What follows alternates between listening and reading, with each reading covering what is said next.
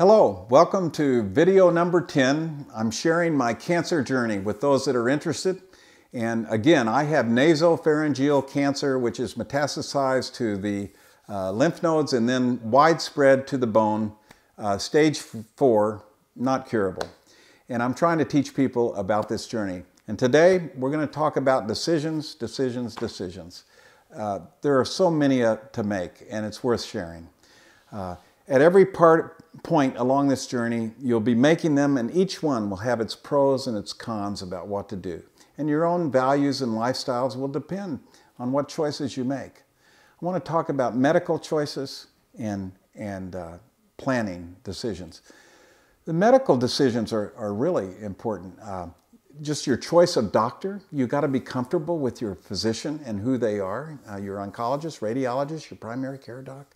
The type of treatment you choose, the chemotherapy, the radiation, are both of them combined, or none of them, are important decisions, and you have to educate yourself about them because it's your decision as to ultimately which you do. And getting whether or not you get a second opinion from another physician, an oncologist perhaps, about their opinion about what you should do. And it'd be nice to get a palliative care physician, if you're lucky enough to find one, to tell you about comfort care, about the decision not to have chemotherapy. And then, of course, medications. Once you get into the process, you're going to have a lot of medications. But over-the-counter medications, I didn't know much about them, especially about poop medicine. Controlling diarrhea and constipation, that's a challenge. I got very good at it, and I can't stress the importance of those. And medication for sores in the mouth. There's just a lot to learn. And then, of course, whether to go to the doctor or the hospital. You tend to not want to bother the doctor or the hospital, but if you are not feeling well, you need to do something about it. You have a fever or fatigue, you need to call your doctor, and they can control some of these symptoms. And they did in my case. For example, when to take fluids. You get dehydrated, you're in bad shape. That can lead to some serious problems. But you can get an IV with plenty of fluids, and all of a sudden you feel great. So fluids you need to learn about and decide about. And blood transfusions are particularly important because if your hemoglobin drops below 9.9 or lower, you eventually get into a life-threatening situation. And I did get blood transfusion, and it just gives you energy and restores a whole lot of energy for you. Planning decisions are really important. Making out a will is really crucial and can be fun.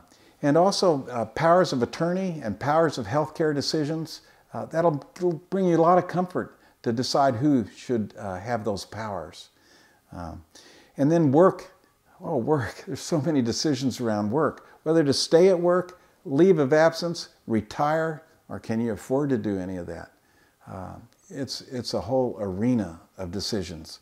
And choosing whether or not you stay in a number of volunteer activities in which you're involved.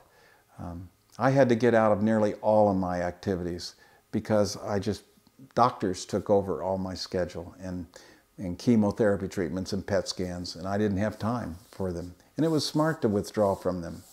What about funeral decisions and burial decisions and whether you're going to be cremated or not? And that's what I want. I'm going to be cremated, and I've made it clear.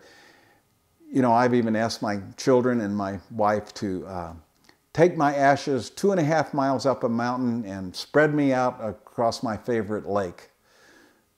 I'm kind of worried they're going to toss me into the poison ivy after about 100 yards. It's a very steep climb. So I'll leave it to them. I doubt if I'll care, that much. And then you have to decide whether you're going to withdraw from living or engage it. And obviously I've chosen to engage it, to be open and honest about this disease and to teach people about it, about my journey. And I hope to teach people how to die too, because that time will come, and I hope I have some useful information for people. I want to do it well. And then finally, you have to decide, what leads to a quality of life. My hope is that I'm pain-free, I'm surrounded by family and friends, and that I'm not bored. I hope that's not too much to ask for, I don't think. And the risk that I don't want to take is prolonging my life only to make it more miserable. And so that's important, and I'm sure at some point that will, come into play.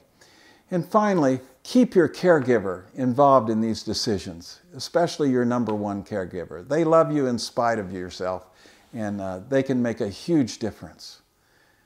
So be prepared. A lot of decisions, a lot of pros and cons, and you can't get too far ahead of yourself. Take them as they come. They are what they are. See you next time. Thanks.